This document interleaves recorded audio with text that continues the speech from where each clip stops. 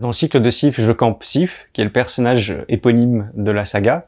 C'est un jeune orphelin. On suppute que puisqu'il est sorti d'une certaine forêt, il doit appartenir au peuple des Sif, et du coup, son prénom n'est même pas un vrai prénom, on l'appelle Sif comme on appellerait un Indien à l'Indien. Contrairement à pas mal de choses qui se font en fantasy, on n'est plus pour le coup dans les cercles des puissants, on n'est pas avec les rois, on n'est pas avec les décideurs, on est au contraire vraiment tout en bas de la pyramide sociale, avec les mendiants, les paysans, les gens qui ne sont rien. C'est plutôt leur histoire que j'avais envie de raconter, l'histoire des gens qui subissent les grandes décisions, plutôt que l'histoire des gens qui les prennent.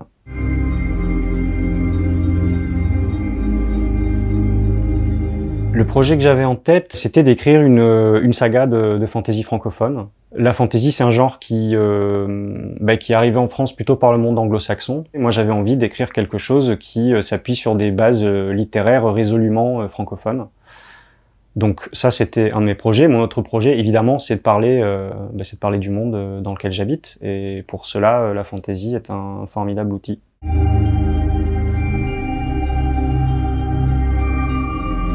Le propre de la fantasy, à mon sens, c'est de remplir la fonction du mythe moderne, en fait. En fait, la fantasy permet de dépassionner beaucoup de questions. Dans le cycle de Sif, par exemple, je mets en scène un jeune garçon un peu mendiant, un peu voleur, plutôt basané et très étranger.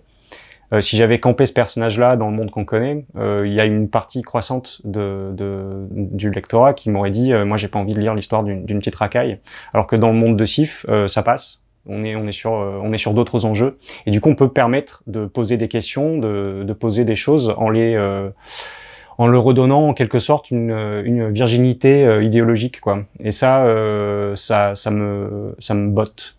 Je trouve que c'est un peu un des grands intérêts du genre de la fantasy.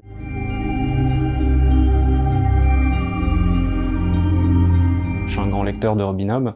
Je crois que son originalité, on va dire, c'est qu'elle arrive à faire tenir sa narration par le biais du tumulte intérieur de ses personnages, en fait. Et ça, j'ai trouvé ça, c'était un peu une révélation, quoi, quand je l'ai lu.